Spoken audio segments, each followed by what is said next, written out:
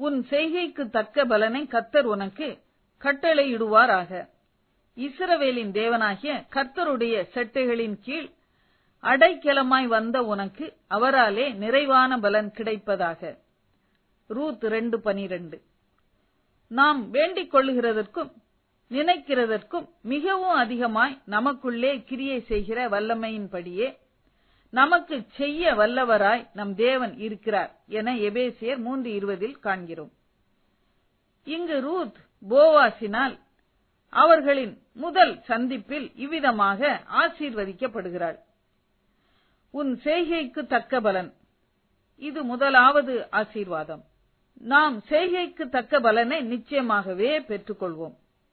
நாம் செய்யும் நற்கிரியைகளை மறந்துவிட தேவன் அநீதி உள்ளவர் அல்லவே. நல்ல பலனை பெற்றுக்கொள்ள ரூத் செய்த செய்கை என்ன?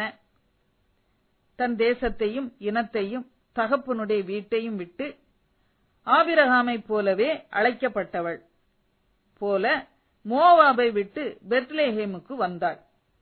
என் குமாரத்தியே கேள், உன் ஜனத்தையும் உன் தகப்பன் வீட்டையும் மறந்துவிடு, அப்பொழுது ராஜா உன் அழகில் பிரியப்படுவார் என சங்கீதம் 45:10-11 காண்கிறபடி நாமும் நம் தேவனுக்கு பிரியமில்லாத பழைய பாவ வாழ்க்கையை பாவ சுவாபங்களை விட்டு விலகி வெளியே வர வேண்டும். அச்செய்கைக்கு தக்க பலனை கர்த்தர் நமக்கு கட்டளையிடுவார், ஆசீர்வதிப்பார். இரண்டாவதாக, இஸ்ரவேலின் தேவனாலே நிறைவான பலன். இது இரண்டாவது ஆசீர்வாதம். இந்த ஆசீர்வாதம் ரூத்திற்கு எப்படி உண்டானது? அவள் இஸ்ரவேலின் தேவனாகிய கர்த்தருடைய செட்டைகளின் கீழ் அடைக்கலமாய் வந்தபடியினால்தான். தேவன் தமது ஜனத்தை சந்தித்து அப்பத்தை கட்டளையிட்டார் என்று கேள்விப்பட்ட போது தேவனை அவள் விசுவாசித்தாள். மேலும் நகோமி பெத்லெகேமிற்கு வழி நடக்கையில் உன் ஜனத்தண்டைக்கு திரும்பிப்போ என தன்னோடு வழி நடந்த ரூத்திடம் சொல்லுகிறாள். உம்முடைய தேவன்தான் என்னுடைய தேவன் என இஸ்ரவேலின் தேவனாகிய கர்த்தருடைய செட்டைகளின் கீழ் அடைக்கலமாய் வந்தாள். இயேசுவை பெற்றெடுத்த முற்பாட்டியாய் பாக்கியமும் அடைந்தாள். அவராலே நிறைவான பலனை பெற்றாள். இதோவன் சரீரம், இதோவன் ரத்தம், என்னை நினைந்திடும் பலி அருந்தும் என்றாரே.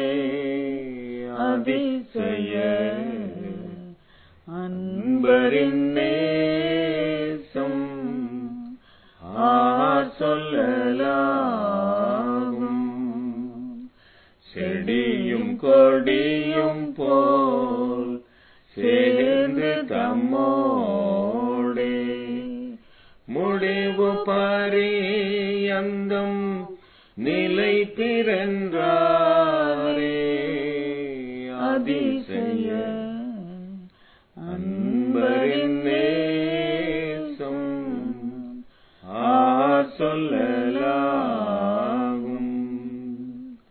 துன்ப அகோரம் தொலைந்திடும் நேரம் அதிசய அன்பரின் நேசம் சொல்லலாகும். ஜெபம். அன்பின் தகப்பனே, உமது செட்டைகளின் கீழ் அடைக்கலமாய் நானும் வருகிறேன். என்னையும் பாக்கியவானாய் ஆசீர்வதியும். ஆமேன்.